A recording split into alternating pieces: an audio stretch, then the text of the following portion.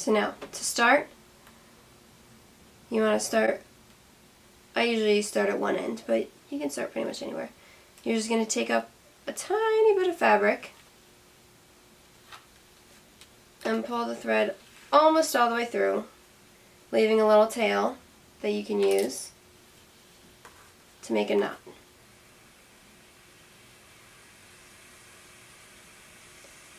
I always do at least a triple knot, just to be sure, because once again, after you do all this work, you don't want it to get pulled loose.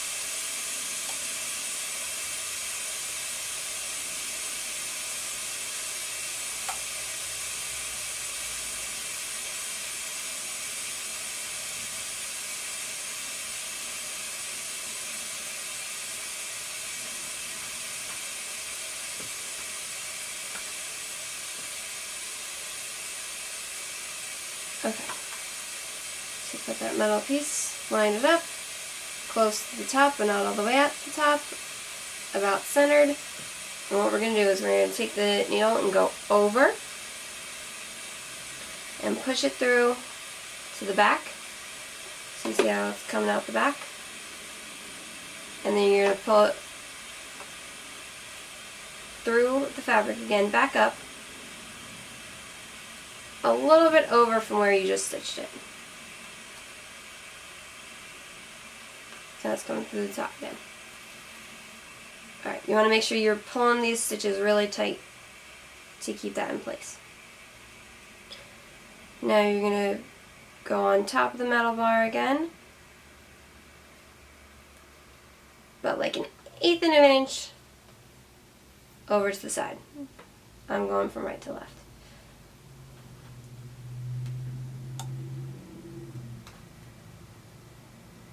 So we're going to keep going over and under that metal bar to hold it in place. You can do pretty loose stitching, even like 1/4 of an inch apart, because by the time we get all the way down and back, it'll be pretty secure.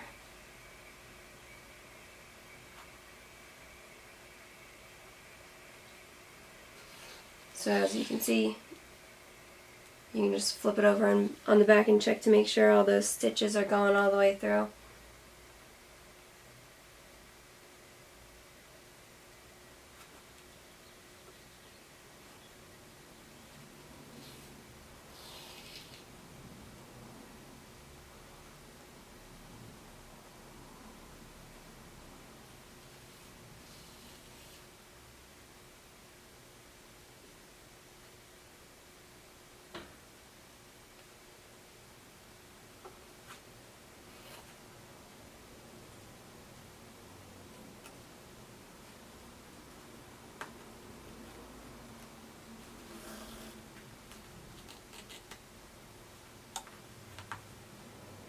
Once again, you want to make sure you're making those stitches pretty tight.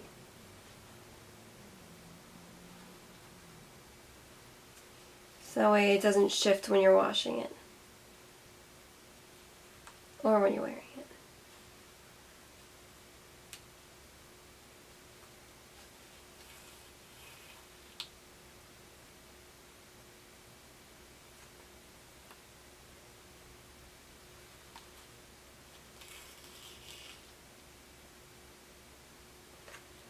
Now we're getting pretty close to the other end.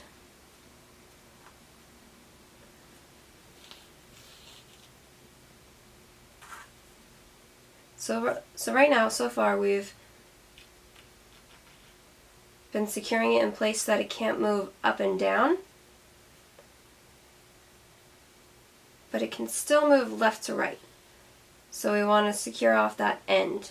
So to do that, you're going to go off the end of it and just take a little pinch of fabric again.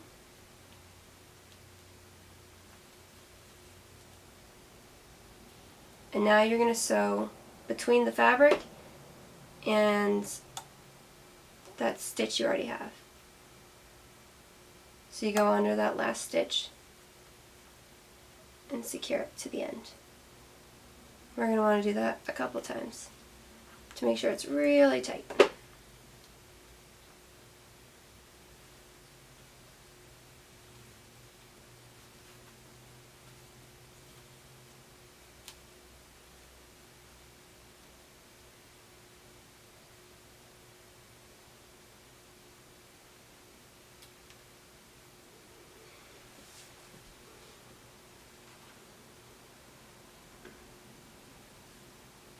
And I like to do a little knot there, just to make it a little extra secure. Now you're going to make your way back so you can secure the other end. So you're going to go between all those stitches that we already did. So now you've got twice as many stitches, just to keep it super secure.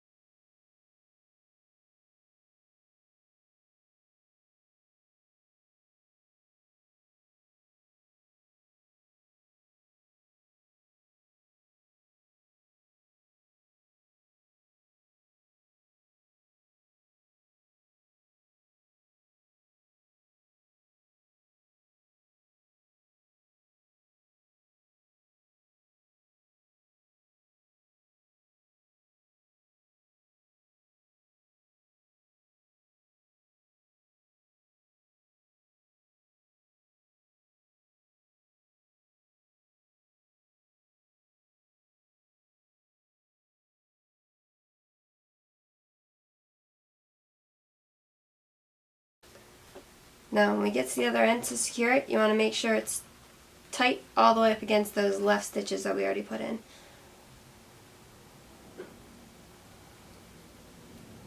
And you're going to do this end just like the previous end.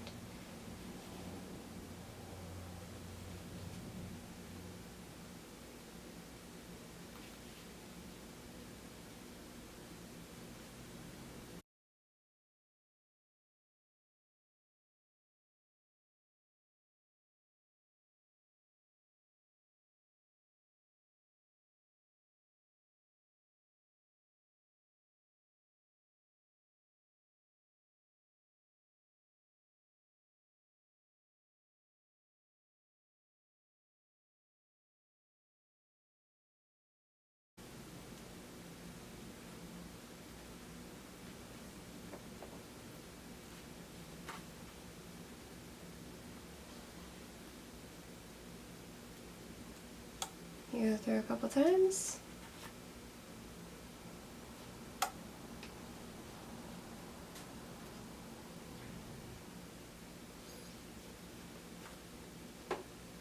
And then you're going to knot it off.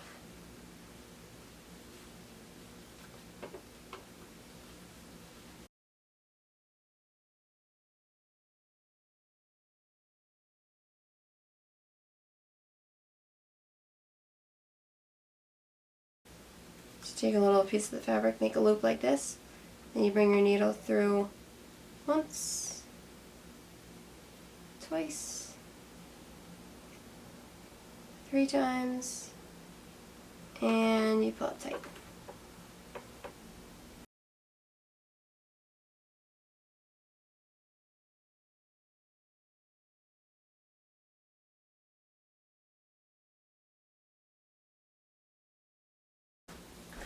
So now that we've sewn in that metal bridge, we've flipped it back so the picture side is facing out again.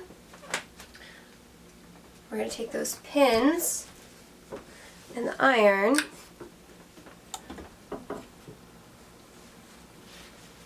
and you're going to want to pin that top edge shut.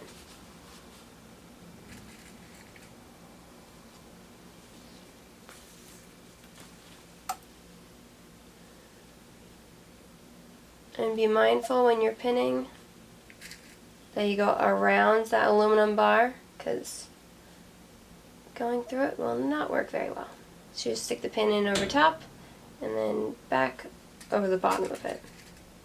And if you cut yours about the same size as mine and your pins are about the same size, then you should have no problem going around it.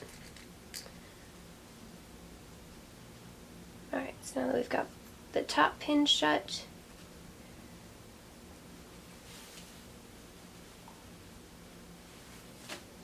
we're going to do those folds. So you pinch it on either side around the top 1/3. You just fold it down about 1/4 inch. And then you're going to pin that in. So now keep in mind this will be a little bit harder to pin because it's a lot more fabric.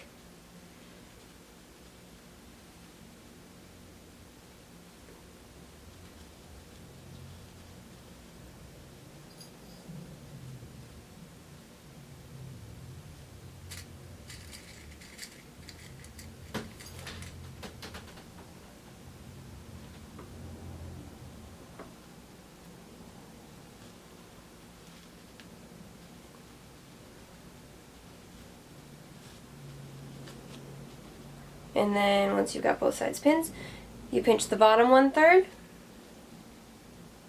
and pull it down that 1/4 inch again.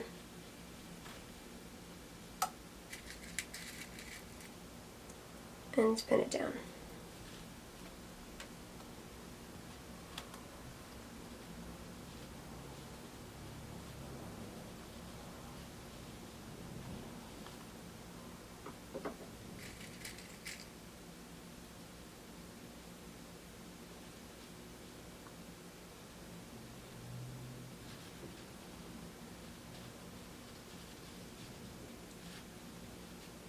Alright, so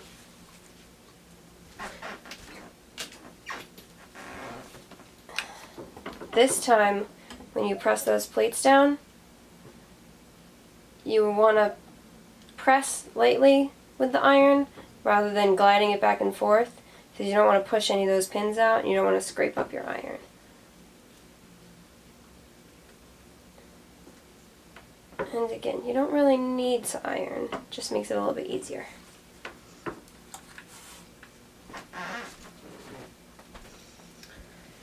So now what we're going to do is sew around all 4 edges to finish it up.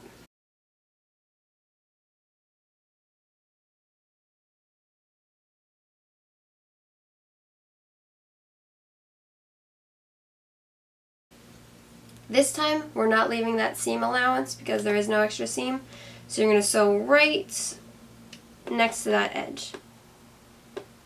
And you can start on any side you want because we're going all the way around.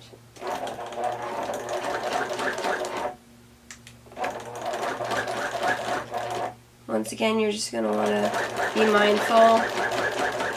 When you get to those plates, you're going to have to take the pin out before the needle is actually there. So you want to just use your fingers to hold it in place to make sure it doesn't fall out. And then if you're using a machine, you want to be careful going across this part because it is a lot thicker with all those layers. So you just want to make sure your needle doesn't get caught.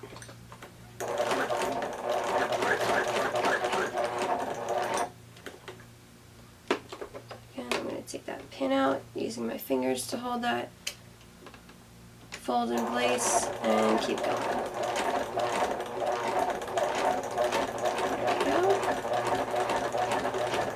Go almost all the way to the end because this time we're going right close to that edge.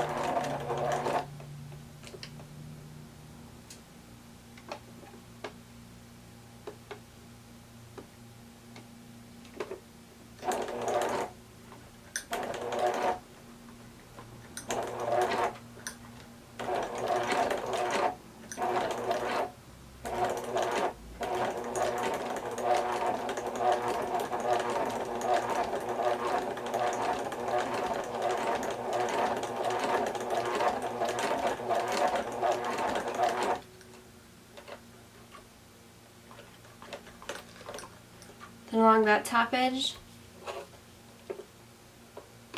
you want to be mindful to make sure you're getting both pieces of fabric in the stitches.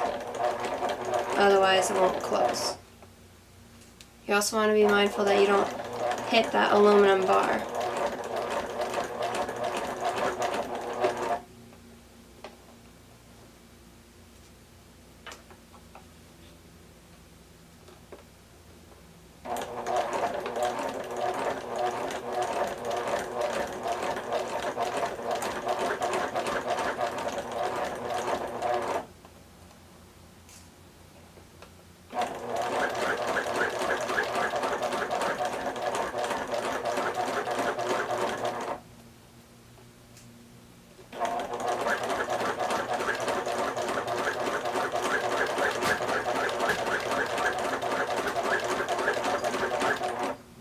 Once you get to the end, you're going to do that back stitching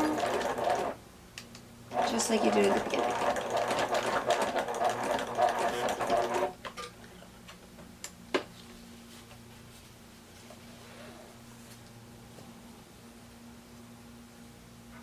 You cut the threads close to the mask.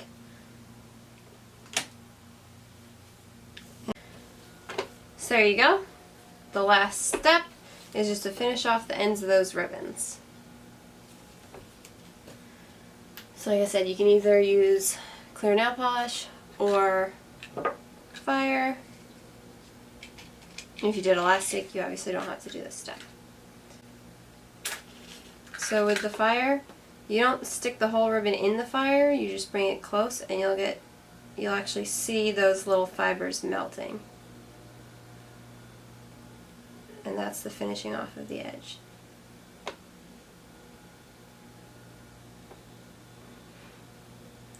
As for the nail polish,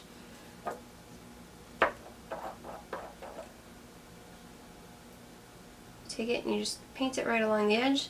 It'll seep in a little bit, and this just keeps the ribbons from unraveling. So then the finished product will look like this. Put it on your nose.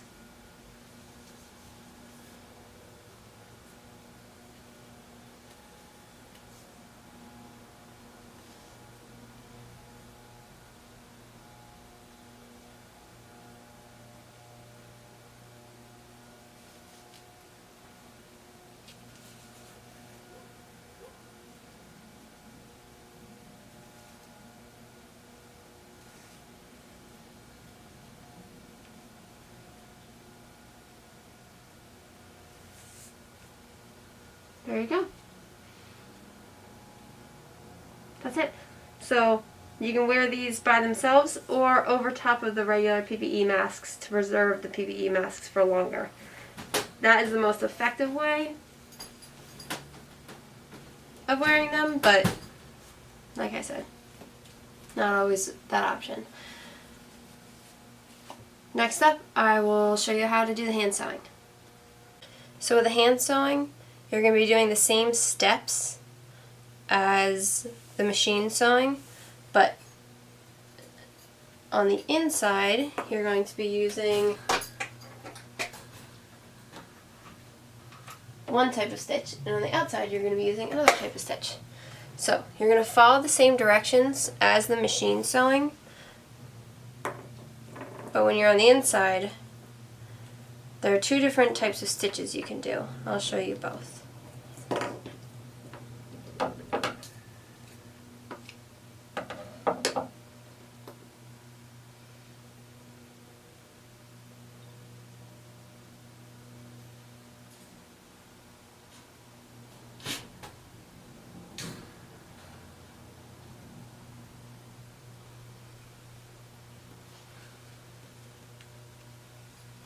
Alright, so you start in one corner. You're going to take a little bit out of both pieces of fabric. You're going to pull it all the way through, or not all the way through. You're going to leave a little tail right there. And with that tail, you're going to tie a couple knots to get yourself started.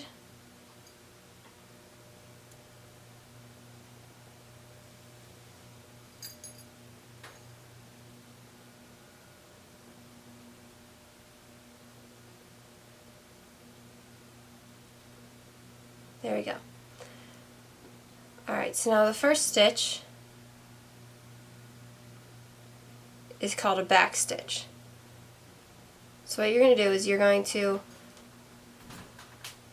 go forward the length of one stitch, and you're going to want to try to have the stitches be as close together as possible. That way it's more secure. And then you're going to go from the underside, you're going to go forward another space.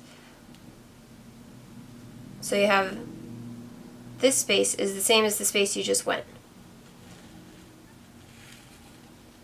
And then you're going to go back to that stitch that you made before. So you meet up with it.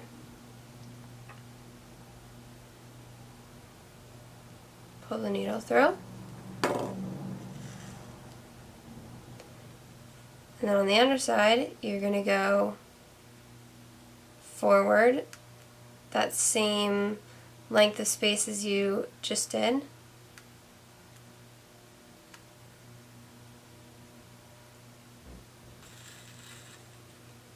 and you stitch back to that last stitch.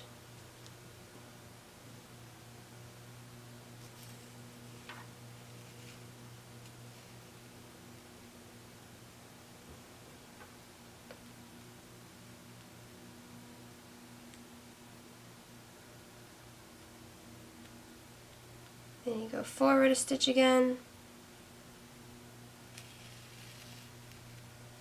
back to your last stitch,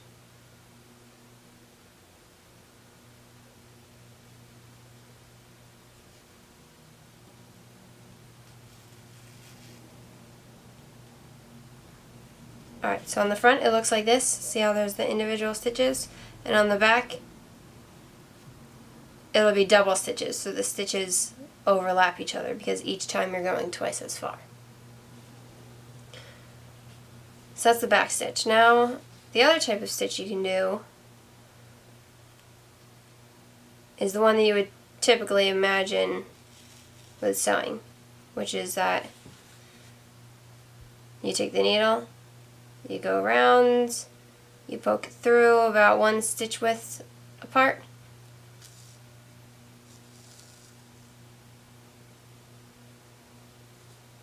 pull it around like that, and then you do it again.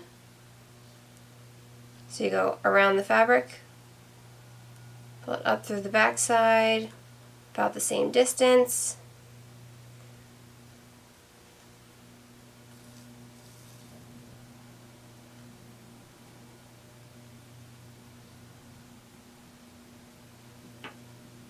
and you keep going like that.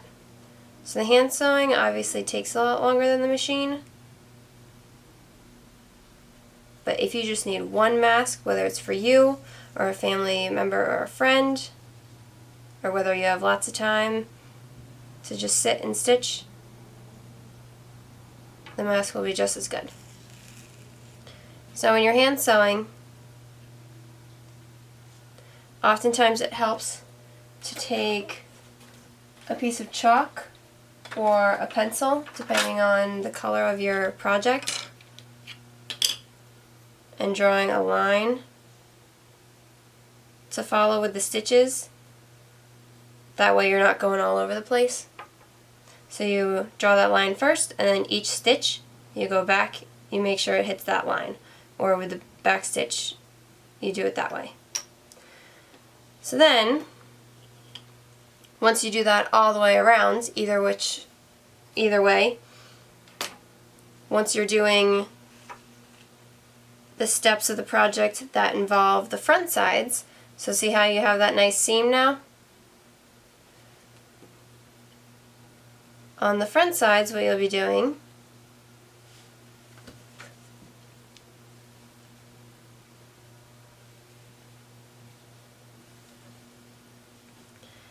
is a lot like those stitches that I was showing you that went around the fabric. But this time what we're going to do is we're going to have it be a lot closer to the edge.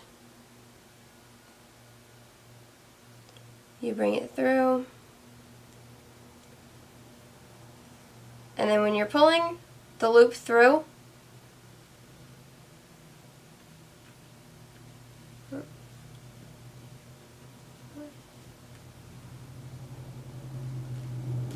there you go. So when you're pulling the loop through, like this, you're actually going to stick your needle through the loop. So that way it stays nice and perpendicular.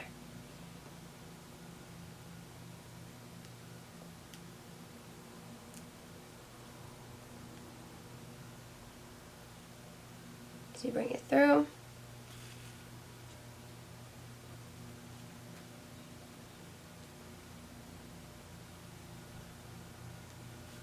Make sure that loop doesn't get twisted, and you put your needle through the loop.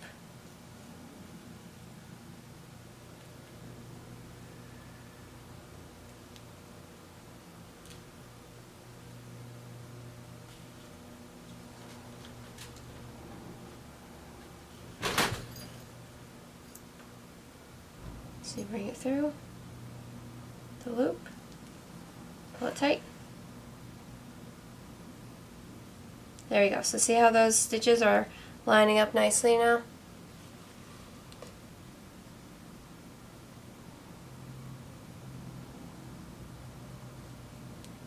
So you want to keep doing that.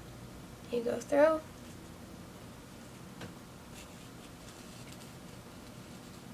And then when you're pulling it through, you just stick your needle through that loop.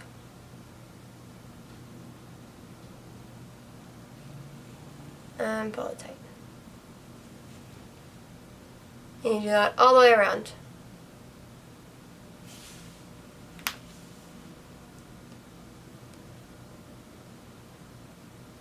Alright, that's pretty much it for the hand sewing. So like I said, you just follow those same steps as you did with the machine, but on the inside you're doing either the back stitch or the loop stitch, and on the outside you're doing that loop stitch, but you bring the needle through the loop to keep them nice and straight.